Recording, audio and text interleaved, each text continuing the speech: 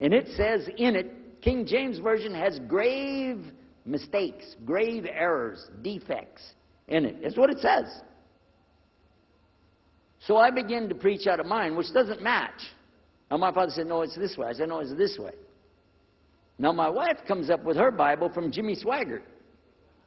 It's called The Good News for Modern Man. Okay? Totally different. It's written in modern vernacular. You can just, say anything you want to with it. You don't even recognize the Bible anymore.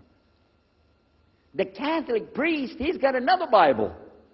An older Bible with 73 books. We're working out of 66 books. And his is not even the same in the verses. It doesn't match up at all. And I never even knew about this subject until then. And he's saying this, and I'm saying that. My father's saying something else. My wife's saying something else. And all the time, Muhammad the Muslim is sitting over there like this.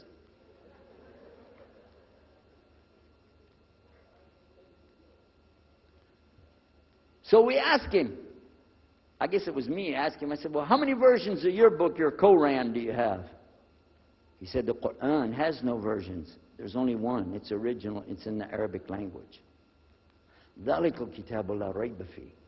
This is the book that has no doubt. Hudal al-Muttaqin. It's guidance for those who have taqwa for Allah. As Sheikh Muhammad Jabali was just telling you about this shield or taqwa that you have to have between you and Allah subhanahu wa ta'ala. And only certain people are going to get the huda, hidayah, dina, from this Quran. These people that have the taqwa.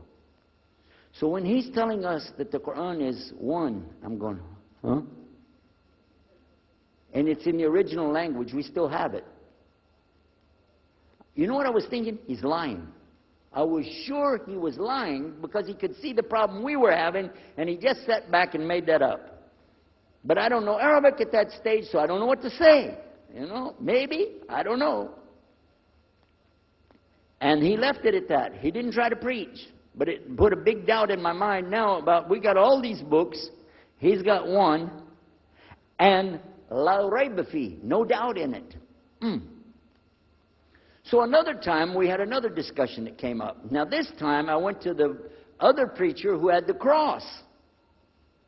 And I was asking him, I want to be able to explain the Trinity.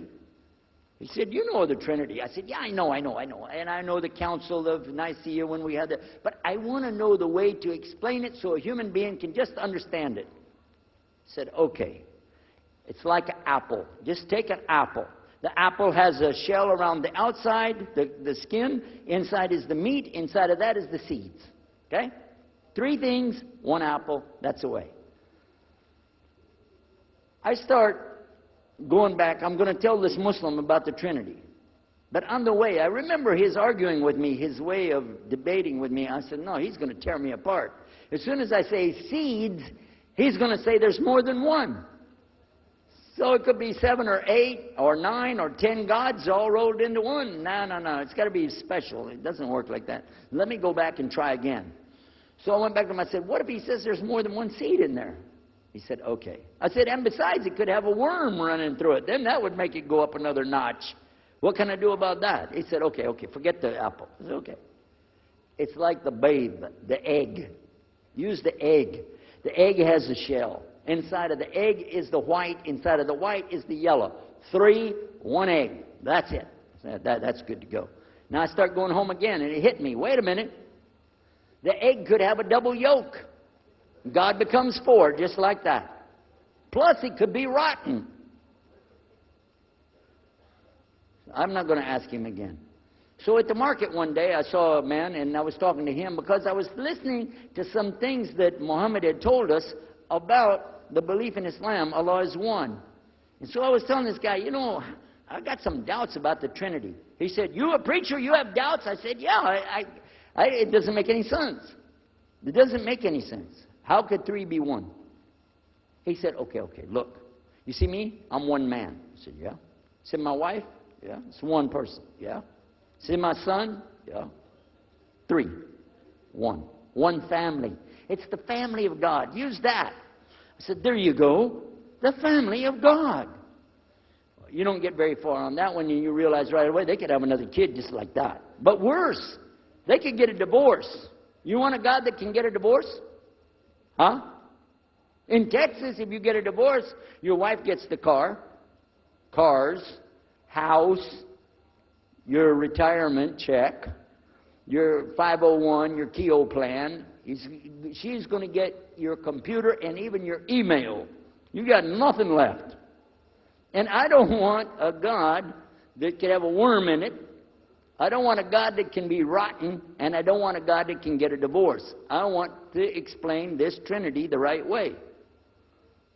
Sure enough, the subject came up, Trinity. There we are. Now here's the priest trying to talk about the Trinity is like an apple. I'm going, you don't go there. And then the egg, don't worry about it. The family of God, forget about it. I know what's going to happen.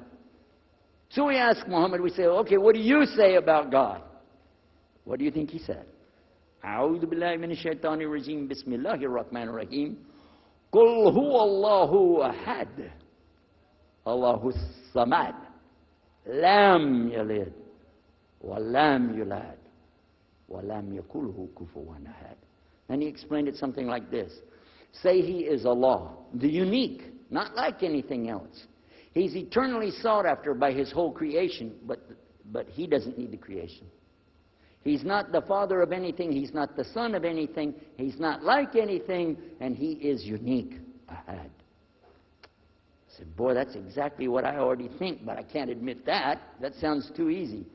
But plus in the Quran, Allah subhanahu wa ta'ala tells us to tell the Christians, don't say three.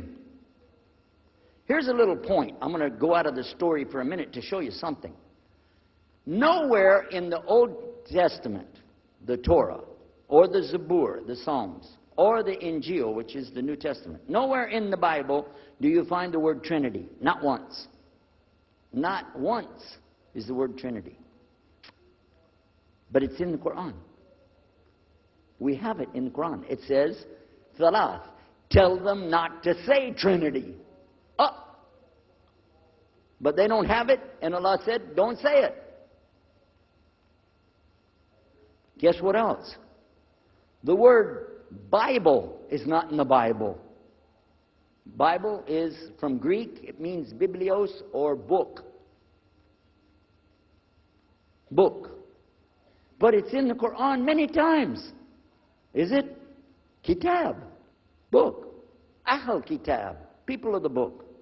So we found in the Bible a shortage. They're talking about it, but the Quran is explaining it. I found actually in the Quran, I can explain the Bible much better because it gives me the things I didn't know how to explain. So then in my mind, look what I did. I started realizing what he was saying was true, but I never admitted it. Instead, I was taking this and mixing it. And when I would go give my next talk, I would say, so and so and so, and I would use what I learned from the Quran to explain what's in the Bible. Some of the people liked it, but some of them didn't. Because when I began to talk about salvation being based on what? And the Bible tells you in there, there's no Savior except God. It says it real clear. Jesus is not your Savior, God is. When I found that, I said, okay, let me try another way to explain that. Each thing as I would learn it, I'm trying to change how I'm presenting the thing. It still doesn't dawn on me, I need to do something. But I could see for sure God is only one, and so I totally forget the Trinity thing. My dad never did believe it anyway, so he had no problem with it. Now we come to some new thing. The priest asks the Muslim, can I go to your church with you, the mosque? He said, sure, come on. Well, he went, and they came back. So we took the priest aside. Come here, come here. What do they do? What do they do in there? Tell us, what do they do? Do they like kill some animals, or what do they do in there? He said, no, they just stand there like this, and they pray, and they leave. I said, what? They pray and leave? He said, yeah. Okay, what kind of music do they have? He said they didn't have any music. No music? How in the world are you going to worship God without music, man? So I asked him, Muhammad, you guys don't have any music? He said, no.